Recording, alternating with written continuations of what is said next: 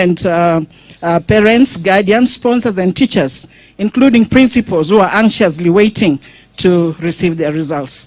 Sir, without much ado, allow me then to welcome the CEO of the Kenya National Examinations Council to make his remarks and run the rest of the program. Ladies and gentlemen, please welcome Dr. David Njengere with a round of applause. Thank you, sir, and talk over.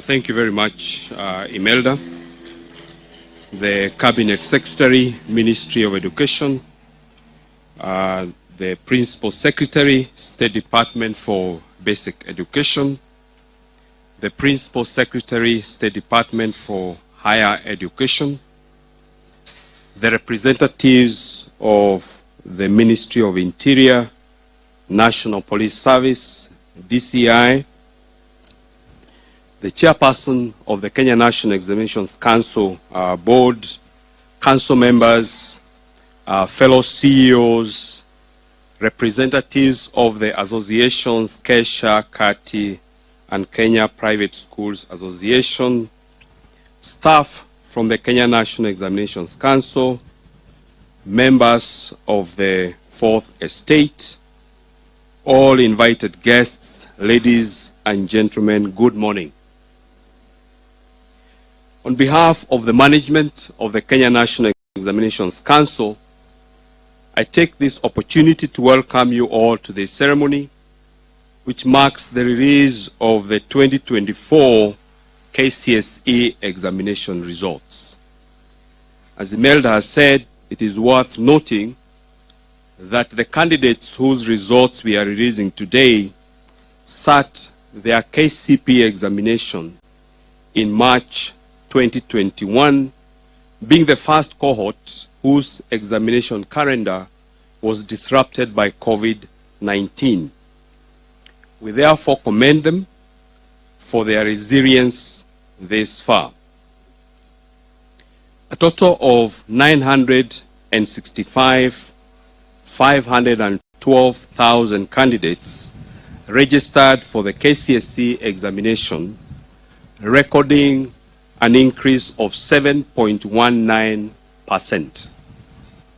CS, the last time we had such an increase, I think, was in 2020. I wish to commend all the center managers for the efforts they made to ensure that all candidates registered within the stipulated time frame.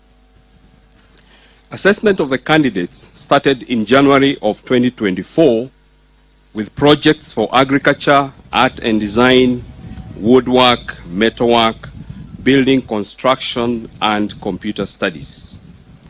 Field administration of theory papers and practicals was successfully undertaken between Tuesday 22nd of October and Friday 22nd of November 2024.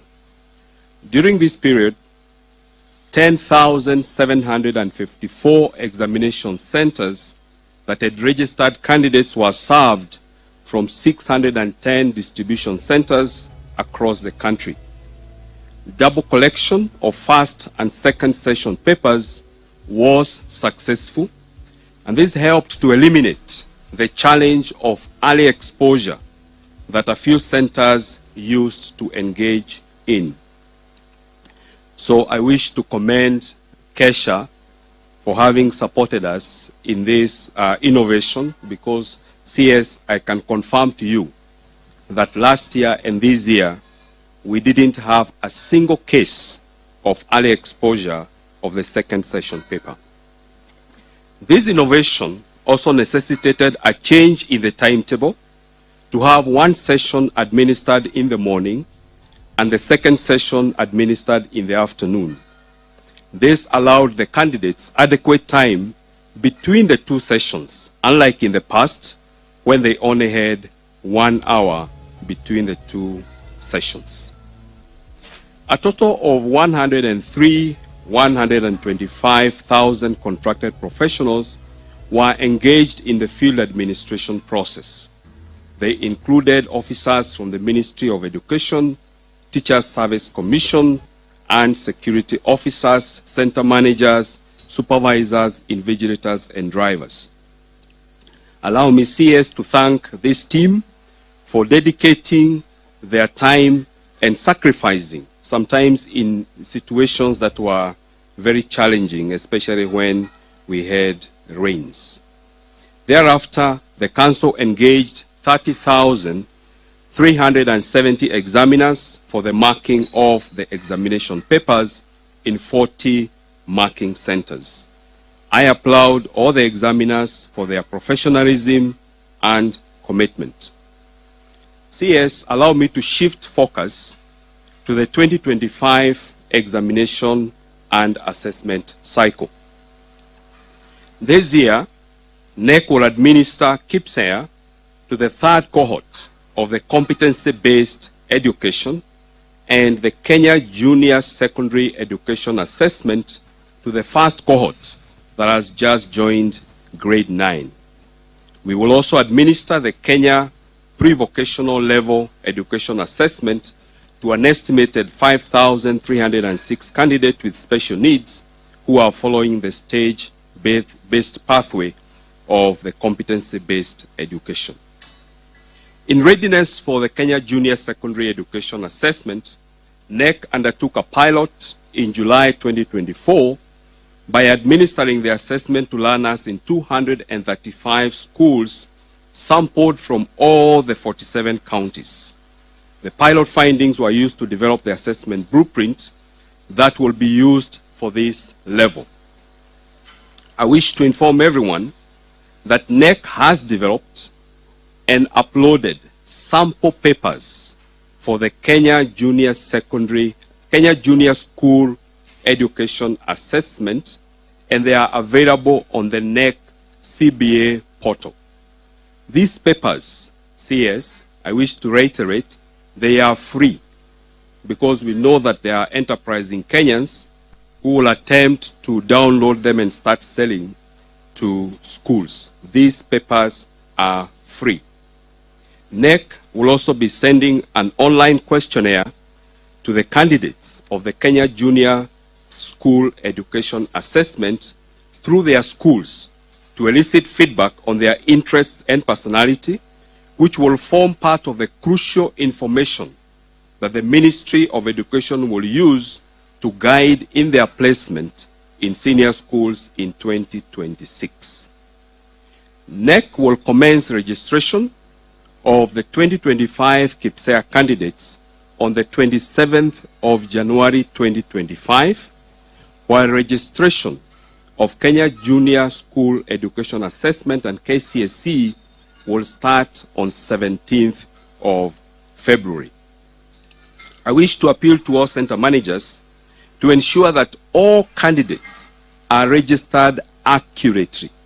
CS, this is one area that we usually have a very big challenge: the capture of candidates' registration details. Parents too need to take it as their responsibility to coordinate with the schools so that every candidate is registered and their details are accurate, especially the spelling of their names and the order of their names and the subjects that they will be registering for.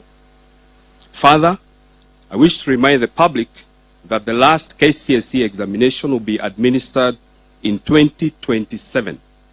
And therefore, we wish to invite any person who wishes to do a repeat, either partial or full, of the examination to take advantage of the remaining 3 chances.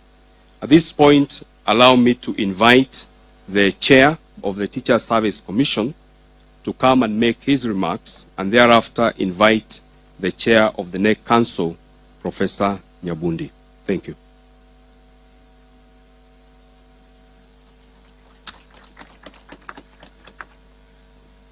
Thank you. The CS, the PS is pleasant. Allow me to ride on the established protocol. Ladies and gentlemen, good morning. Good morning. Happy New Year. Thank you.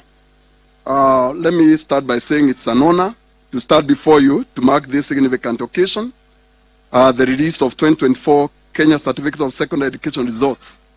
Ladies and gentlemen, I take this opportunity to express the Commission's deep gratitude to our teachers who supervised, invigilated, and marked the examinations. Their commitment and diligence ensured that the entire process was conducted with the highest standards of integrity and fairness. Your efforts, teachers, have been instrumental in ensuring that the exam was done well. The 2024 Kcse was conducted between October 22nd and November 22nd, marking a significant milestone for our learners. Today's results are not just numbers, they represent the culmination of months of hard work and dedication by learners, supported by teachers and parents. To the candidates, we congratulate you on this achievement and wish you success as you transition to the next phase of life. On behalf of the Teacher Service Commission, we commend the Cabinet Secretary for leading the sector and coordinating interministerial team that ensured this critical milestone is realized. To the candidates who will receive their results today, I wish you success in your future endeavors. Remember, this is not the end of your journey, but a stepping stone to the next phase of your life. Ladies and gentlemen, as a commission, we remain committed to addressing the challenges facing the teaching service, particularly those related to teacher shortages. Through the support of the national government, we have recruited 76,000 teachers over the past 2 years to strengthen the implementation of CBC. Of these, 20,000 teachers are teacher interns who have reported to the schools, junior secondary schools, this term, marking a significant milestone as grade 9 learners begin their academic journey this week. Notably, the 20,000 interns are strategically targeted to increase the number of science teachers, a critical area in advancing STEM education. This focus is aimed in equipping our learners with the skills and knowledge necessary to thrive in a dynamic and technologically driven world. In addition, I'm pleased to note that the government has, over the last 2 years, provided the Commission with additional funding to promote teachers. This financial year, sir, the Commission is conducting interviews to promote a total of 25,288 teachers across the various grades. We encourage all eligible teachers to take advantage of this opportunity to advance their careers. These promotions are a testament to our commitment of fostering professional growth and recognizing the hard work of our teachers.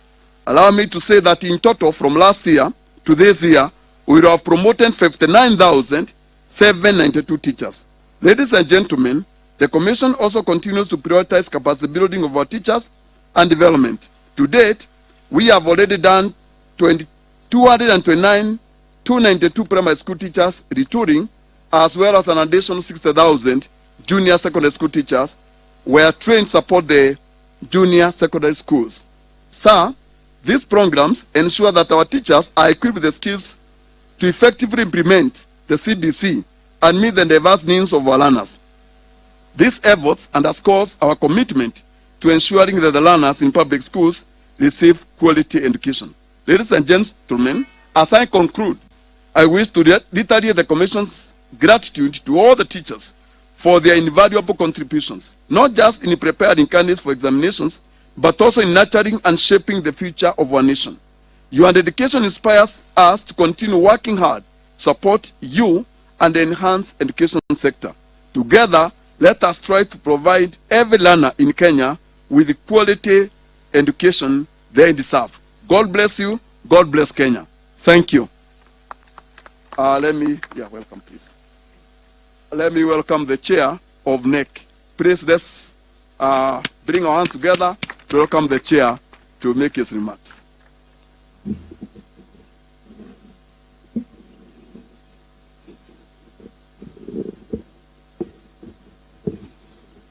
Good morning, everybody.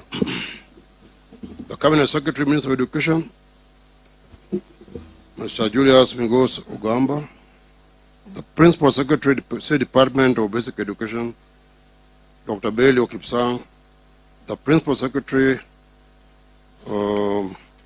State Department of Higher Education and Research, Dr. Beatrice Uganda Nyangala,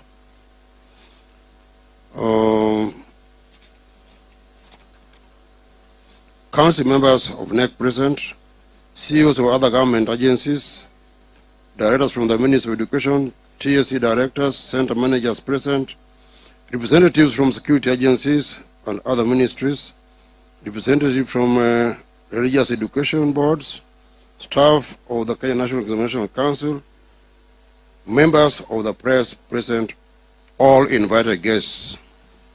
Good morning once again. It's my pleasure to welcome you all for this official release of the Kcse examination results. Cabinet Secretary, sir, allow me to start by introducing NEC members present here today. This is a very heavy council, and my first and most important member here is none other than my PS, Dr. Bello Kipsang. Next member present is Director of KCD, Professor Charles Ongondo. Then I have Director of Quality Assurance and Standards from the Ministry, Madam Evelyn Owoko. I have a representative from National Treasury who is not here now. Where is he? Mr. Peter Njoroge. We also have, in absentia, the TSC CEO, Dr. Nancy Machari, represented here today, and we also appreciate the presence of TSC Chairman. Ladies and gentlemen, the Kenya National Examination Council is mandated to conduct school and tertiary assessments and examinations and certify learners on their achievements. The Council is committed to upholding the credibility of national examinations. This is enshrined in our mission statement of quality education assessment and credible certification. I wish to thank the government of Kenya for providing NEC with resources through the Ministry of Education that enable us to successfully administer national examinations. As a council, we have taken up the responsibility of ensuring that these resources are efficiently utilized to deliver credible national examinations. At this juncture, I would also like to express my gratitude to the Cabinet Secretary for Education, Honorable Migos Ogamba, for the leadership he has provided to ensure that our team delivers on NEC mandate. Your continued support, sir, is beneficial to the candidates and the council. Ladies and gentlemen, as has been mentioned by the CEO of NEC, NEC carried out a pilot study of the Kenya Junior School Education Assessment in preparation for its rolling out this year. I take cognizance of the immense support accorded to us by various education agencies during this exercise. And this is important because we're going to do it for the first time. I urge all stakeholders to ensure that all processes related to the inaugural administration of these assessments are carried out smoothly. Ladies and gentlemen, today we present to you the results of the 2024 Kcse candidates. I take this opportunity to appreciate the candidates whose results we are releasing today. Similarly, I thank the center managers, supervisors, and all field officers for their diligent service and for embracing the innovations that were put in place this year and administering the 2024 Kcse examination successfully. I think I need to mention that one of the most significant innovations was that of having examination scripts without names, numbers, or schools. I believe it helped to enhance our integrity. The double pickup of examinations was important to us. We will continue to put in place steps that will further enhance integrity of the exams. And as we appreciate all the center directors, center managers, we also wish to encourage them to be more diligent in ensuring that there is no interference with the exams in any manner that would affect integrity of the examinations. So to that extent, I take the opportunity to thank you for presiding over this occasion, Honorable Cabinet Secretary. At this juncture, allow me to invite the CEO Teacher Service Commission, who's already done his job. But then I want now to invite the Principal Secretary, State Department of Basic Education, who will then invite all his colleagues at his pleasure. Thank you very much. Asante sana, Chair. Our Cabinet Secretary, Amigos Ogamba, my colleague Kcse Patrice Inyangala, the Chair of our Council, the CEO, our representative for this CEO Teacher Service Commission, Antonina. Good morning. Before I make some remarks and invite the Cabinet Secretary, I would wish to invite my colleague, Dr. Patrice Inyangala, to make some remarks. Karibu, Patrice.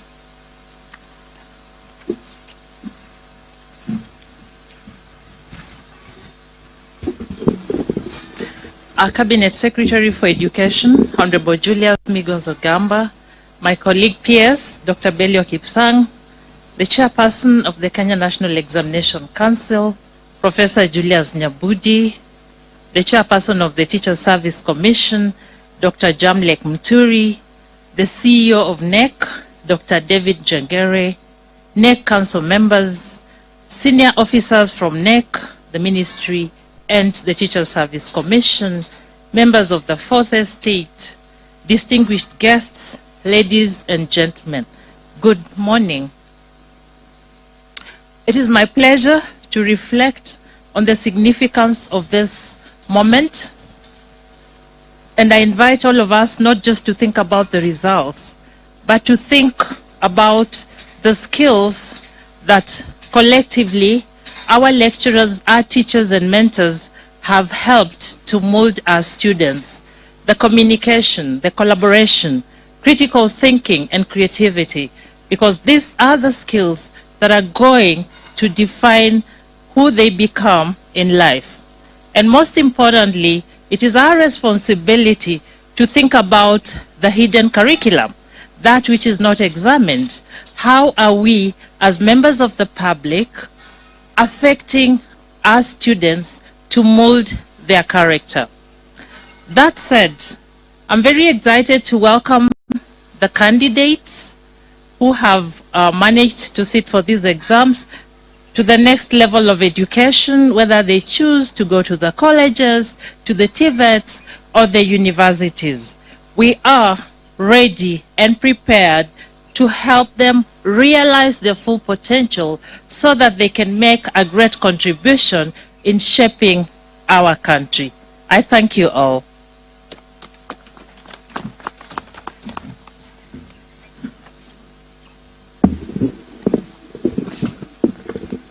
Thank you very much, PS.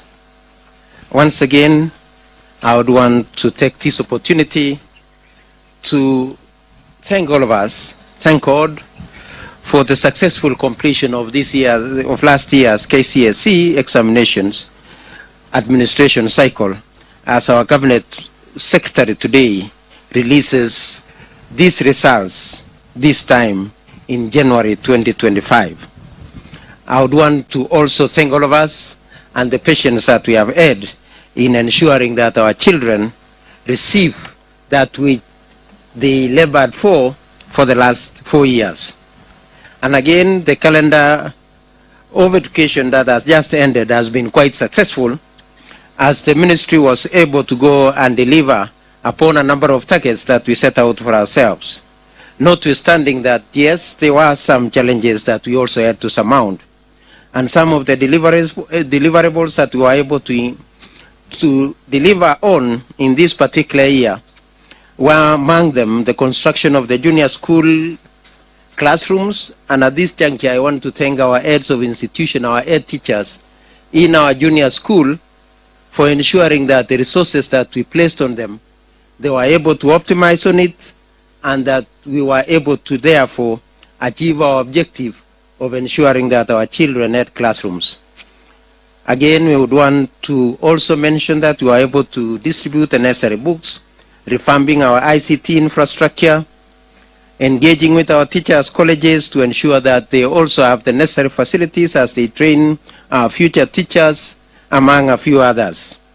And with regard to the examination and assessment, I would want to mention, as we mentioned last year, that we were able to successfully phase out the KCPE that we did as the last one last year, as we embark ourselves in preparing for the next stage of assessment, which will be Kenya Junior School Assessment. I would also want to affirm that the State Department for Basic Education is committed to delivering in line with global and national goals, that which we have been set out to do. To this end, I will affirm that we have developed the necessary policies, regulations that will guide us into the future as we implement the competence-based education, looking forward to our first cohort joining senior school next year. And also to affirm that now 3 of the levels have attained the full cycles. The PP1, that is the ECD, have already achieved the full cycle in PP1 and PP2. Our primary schools have achieved the full cycle from grade 1 to grade 6. The junior school has now also achieved the full cycle of grade 7, 8, and 9. And therefore, we look forward to the critical step of going to the junior school, to the senior school next year. And with the guidance of the Cabinet Secretary, we shall be ensuring that we put in place all the necessary guidelines and anything that will be needed to ensure the success of moving forward to the next level. And with regard to the Kcse examination, as already mentioned by the CEO and the Chair, we thank all the stakeholders that were able to work with us in ensuring that the exam was successfully implemented. Finally, we would wish to implore on our teachers, our parents and guardians to continue being good role models of the future generation that they are entrusted to take care of. Because as it is said, children learn what they live, and also children live what they learn. Please, as adults, as parents, as teachers, as leaders, let's ensure that we are better role models to our young ones as we go into the future. The youth are a reflection of the society that we live in.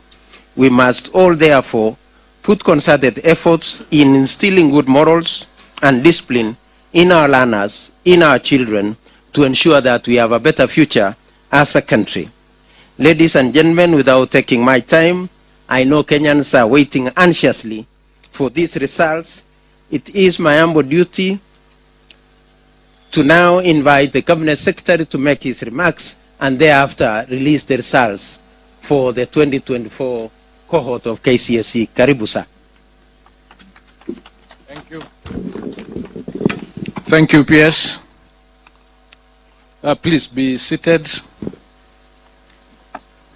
The Principal Secretary, State Department for Basic Education, Dr. Belio Kipsang.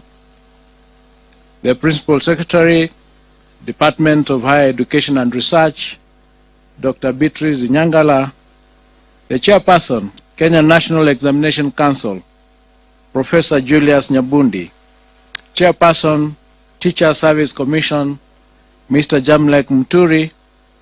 The CEO, Kenya National Examination Council, Dr. David Njengere.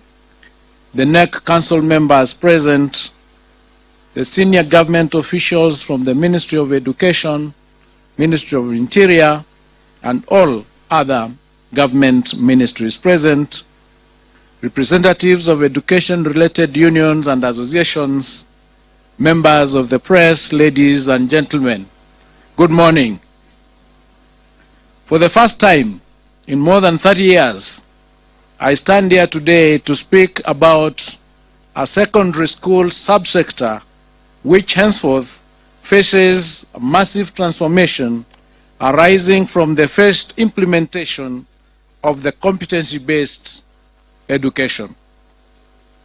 I say this because the exit of the 2024 Kenya Certificate of Secondary Education examination candidates from our high schools and absence of Form 1 class in 2025 now means that we have a trimmer senior school section of classes ranging from Form 2 to Form 4.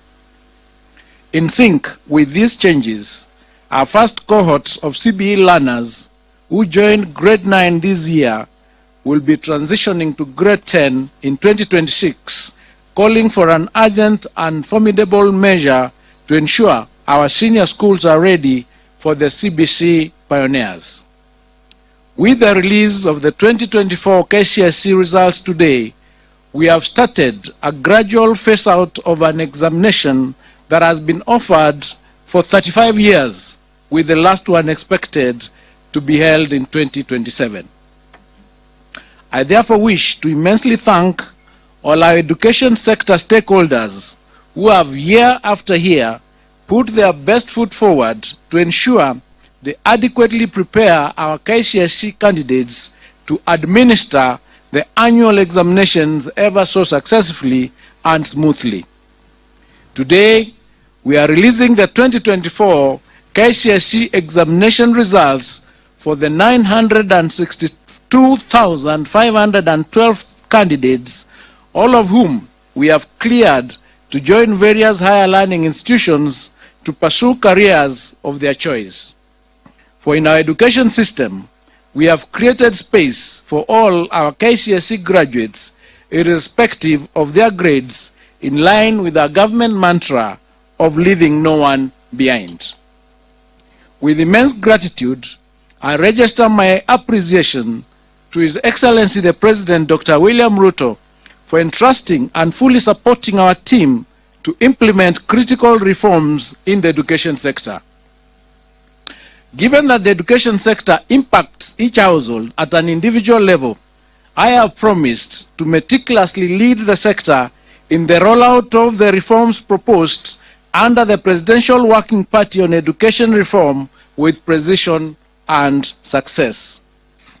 I take this opportunity to thank all the sector players from the Ministry of Education, the Ministry of Interior and National Administration, the Ministry of ICT, the Teacher Service Commission, and all other MDAs for their concerted efforts during the administration period of the 2024 Kcse examination.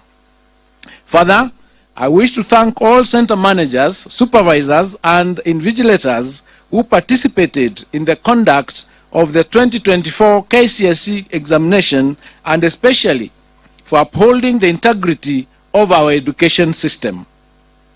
Before I delve into the 2024 Kcse examination, pardon me to touch on a few other issues affecting the education sector.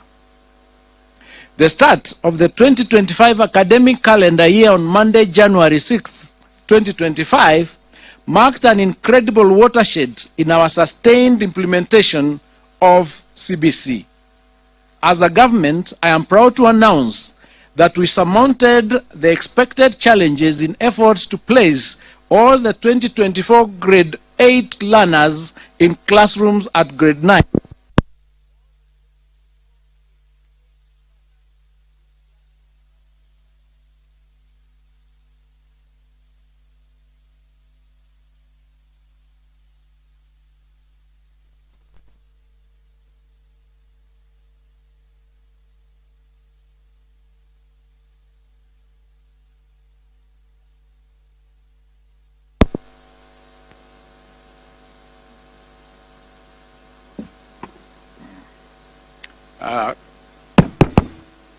Thank you. I think I should take that again. The start of the 2025 academic calendar year that we started on Monday, the 6th of 2025, marked an incredible watershed in our sustained implementation of the CBC. As a government, I'm proud to announce that we surmounted the expected challenges in efforts to place all the 24 grade 8 learners in classrooms at grade 9, the highest level of junior school. As we speak now, we have constructed 14,500 classrooms for our grade 9 learners, and we are set to achieve the target of 16,000 by the end of this month. This has been made possible by the government's generous disbursement of Kenya shillings 11 billion to schools across the country for the construction of 11,000 grade 9 classrooms. A further 6.8 billion was allocated to the National Government Constituency Development Bank Fund, being 3.4 billion from the Ministry of Education and 3.4 billion in matching funds from CDF for 6,800 classrooms.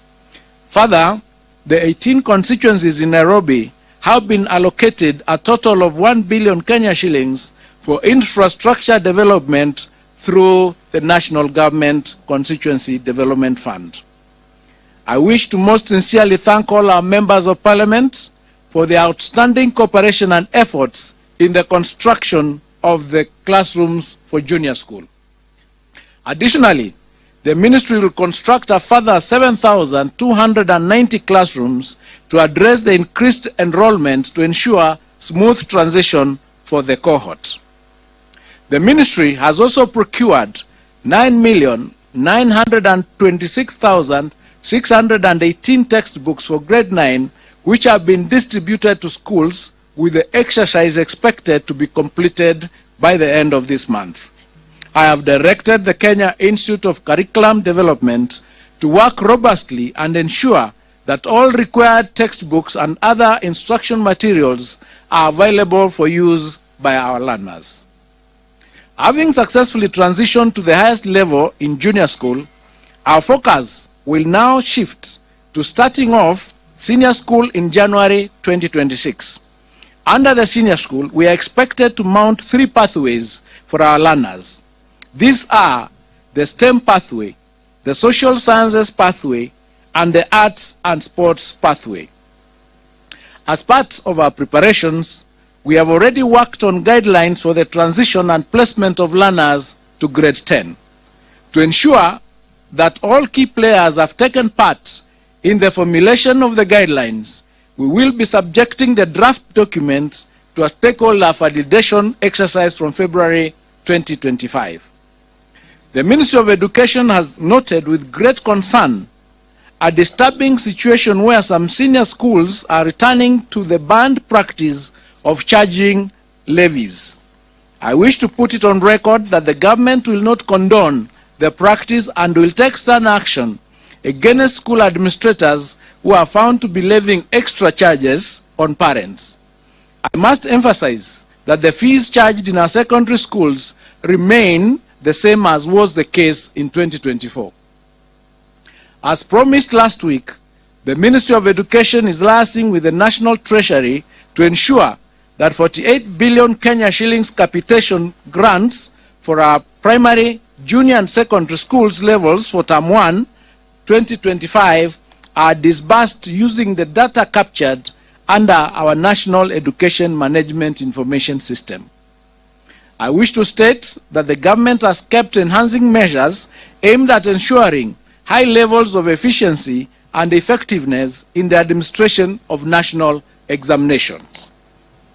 Starting this year and following extensive stakeholder consultations, I wish to announce that Kenya National Examination Council will introduce a mid-year series of the Kcse examination to be administered in July every year. The examination will target candidates wishing to repeat the Kcse examination and those who may have missed sitting in examinations due to sickness or other unexpected hardships. Adult candidates may also consider registering for the July series examination from this year. As part of aligning our examination process with best global assessment practices, the ministry is working on integrating the use of orbit readers and phase out Braille machines in the administration of the Kcse examination to candidates with visual impairments. I now wish to provide an overview of the performance of the 2024 Kcse examination cohort. During the 2024 Kcse examination, a total of 962,512 candidates sat the examination compared to 899,453 candidates in 2023. This represents an increase of 64,553 candidates, or 7.19%. Out of the candidates who sat for the 2024 Kcse examinations, 480,310 were male, while 482,202 were female, representing a 49.9% and 50.1% respectively. This is the first time since inception of Kcse examination that female candidates are more than the male candidates. During the year 2024, the Kcse examination, 14 counties had a significant entry of more male than female candidates. These counties include Garissa, which had 62.8% against 37.17%. Mandera, 63.83% against 36.17%. Wajir had 60.27% against 39.73%. Turkana had 59.64% against 40.36%. Samburu had 53.41% against 46.59%. Narok had 52.77% against 47.23%. Homa Bay had 52.81% against 47.19%. West Pokot had 53.52% against 46.48%. Mombasa had 51.31% against 48.83%. Migori had 51.02% against 48.98%. Embu had 51.09% against 48.91%. Kcse had 51.03% against 48.97%.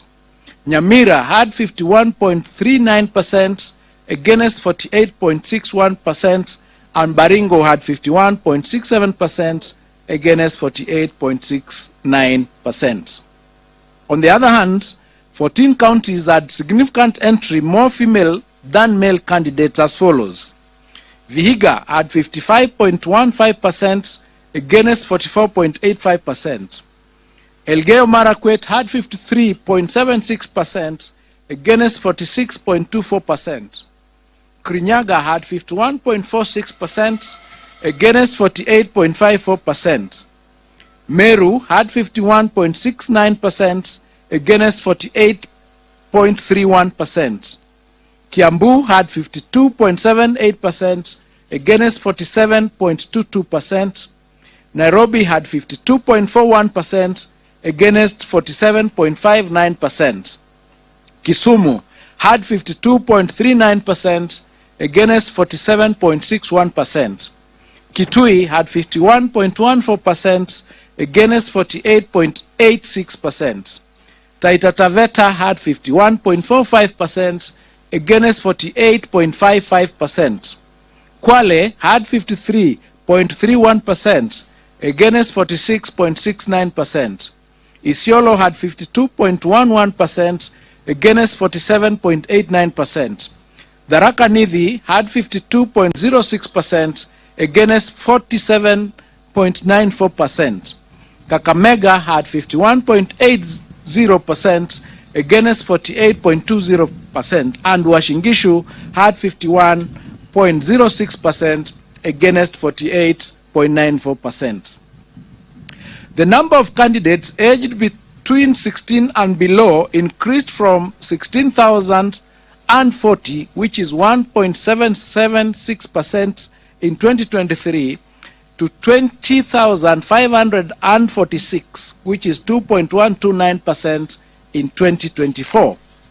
The highest percentage of candidates registered for the 2024 Kcse examinations were within the appropriate age bracket of between 17 and 19 years, constituting 684,765, which is 70.95% of the total candidature. The percentage of candidates who are 20 years and above constituted 22.07%, or 259,861. Out of the 30 subjects offered in 2024 Kcse examination, 17 subjects recorded a significant improvement in performance. These subjects were mathematics alternative A and B, biology, physics, chemistry, general science, history and government, geography, IRA, agriculture, woodwork, metalwork, drawing and design, aviation technology, computer studies, Kenya Sign Language, and business studies. 10 subjects recorded a drop in performance, and these were English, Kiswahili, biology for the blind, CRE, home science, building construction, electricity, French, Germany, and music. Female candidates recorded better mean score performance than male candidates in the following 7 subjects: English 101, Kiswahili 102, Kenya Sign Language 504, French 501, Home Science 441, CRE 313, and Art and Design 442. Male candidates, on the other hand, recorded a better mean score performance than female candidates in 23 subjects, and these are mathematics alternative A and B, biology and biology for the blind, physics, chemistry, general science, history and government, geography, IRE, woodwork, metalwork, building and construction, power mechanics, electricity, drawing and design, aviation technology, agriculture, computer studies, German, Arabic, music, and business studies. As it was in 2023 Kcse examination, the 2024 Kcse examination results have been graded using the reviewed grading system, in which the overall grade at Kcse examination has considered mathematics the best performed language among 3, that is English, Kiswahili, Kenyan Sign Language, and the best performed 5 subjects. There were 1,693, or 0.18% candidates who obtained an overall grade A in the year 2024 Kcse examination, compared to 1,216, or 0.14% candidates in 2023. The number of candidates with direct university entry qualifications of grade C+ and above was 246,391, translated to 25.53% in the year 2024, compared to 201,133, which is 22.27% in the year 2023. And this is attributed to the improved or new grading system. The number of candidates with grade C-, which is TVET diploma and above, was 476,889, translated to 49.41% in the year 2024 Kcse examination, compared to 401,216, which is translated to 44.42% in 2023. The number of candidates attaining a pass grade, which is grade D+ and above, was 605,774, which is 62.76% in the year 2024 Kcse examination, compared to 526,222, which is 58.27% in 2023. To enhance the credibility of the examination process, for the first time, candidates' examination question papers was personalized and anonymized. This helps to improve objectivity during marking and holding candidates personally responsible for any irregularities. There were 840 candidates who were involved in examination irregularities in 2024, and their examination results have been cancelled. The Council is empowered in law as provided in the Kenya National Examination Council Handling of Examination Irregularities Rules of 2015, Legal Notice number 132 of 2015, Rule number 8, to withhold the results of any candidate or examination center suspected of having been involved in an examination irregularity or malpractice pending completion of investigations. To this end, the results of 2,829 candidates suspected to have involved in the examination irregularities have been withheld pending completion of investigations that should be completed within a period of 30 days from the official release of examination results, which is today.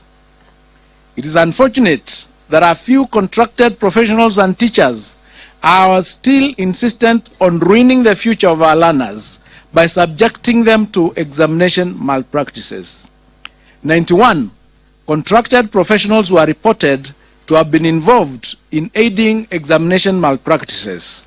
Firm disciplinary action will be taken against such teachers. Individual 2024 Kcse candidate examination results will be accessed online through a secure link on the KNEC website or directly through the following website: https://results.knec.ac.ke. Candidates will be required to enter the candidate's index number and any one of the names as per the registration data for the 2024 examination results. The results will be available immediately after the end of this function. Any candidate with difficulties in accessing individual results is advised to call KNEC toll-free number 080-0724-900 or 080-0721-410. It is now my humble duty and privilege to declare the 2024 Kcse examination results officially released. I wish all the candidates success in their future endeavors, and I wish all of you a happy new year 2025. Thank you and God bless you.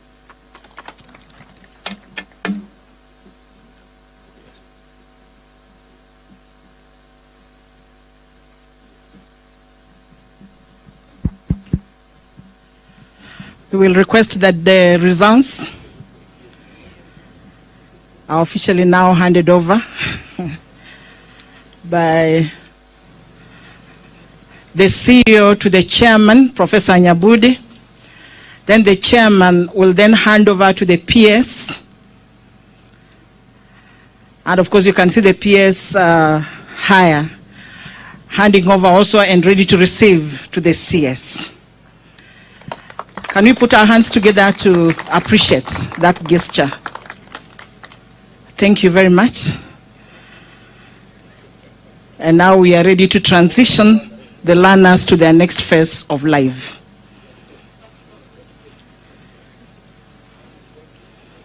Thank you very much, and we can take our seats. As we take our seats, allow me, sir, to invite Mr. Ahmed Mtanga to come and give us the closing prayer, and thereafter then we shall proceed for the tree planting by our chief guest after the prayer. Mr. Mtanga. Thank you very much, Master of Ceremonies. We may stand. أعوذ بالله من الشيطان الرجيم بسم الله الرحمن الرحيم ألم نشرح لك صدرك ووضعنا عنك وزرك الذي أنقض ظهرك ورفعنا لك ذكرك فإن مع العسر يسرا إن مع العسر يسرا فإذا فرغت فانصب وإلى ربك فارغب. Ya Allah, we recognize your presence in this meeting.